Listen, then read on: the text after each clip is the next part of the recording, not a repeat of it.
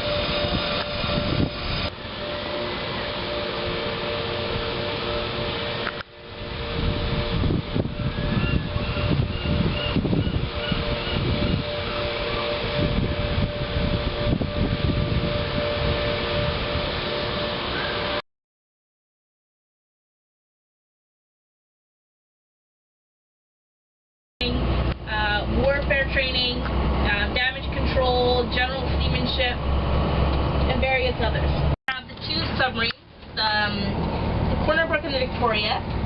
Next we have the Winnipeg, and actually if you look at the Winnipeg you can see there's a little green sign by her hangar, and it says Winnipeg International Airport, elevation 25 feet. Next on Sea Jetty we have the Regina, which is also a Halifax class vessel.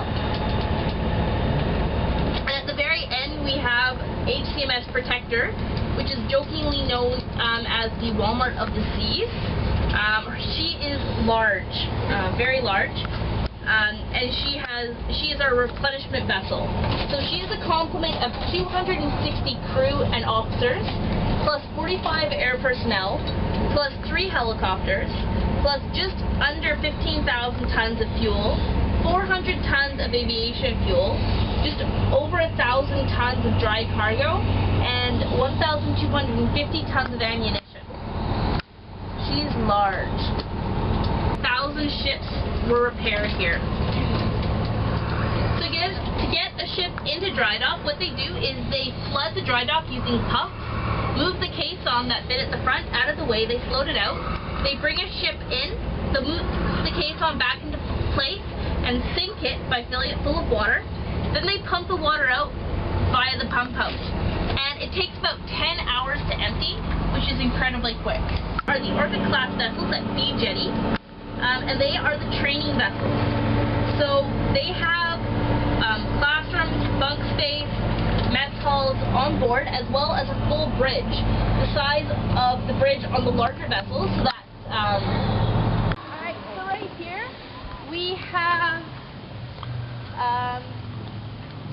the anchor is actually pulled up from the final harbor. This is the saluting days. This is for ships that are going off on deployment or coming in from deployment or saluted. These two cannons here can both shoot 2,000 yards. The one over on the right. Alright, so the little island that you can see off the coast is Brothers Island, also known as Dead Man's Island.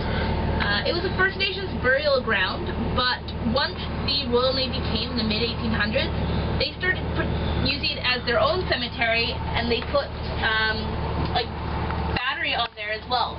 So after a few years of the battery going, bones started to rise to the surface. So they hired a contractor to exhume the bones and take them up to the Veteran Cemetery on Colville Road, which is now right between the 17th and the 18th hole of the Gorge Valley Golf Course. So some people's idea of heaven. Yeah, so they kept on firing the gun, not knowing that there was First Nations bones on the island. So then those started to come to the surface, and so they shut down the island, they shut down the gun battery, and now no one is allowed to go on there anymore. And it's protected as part of our 45 kilometers of shoreline.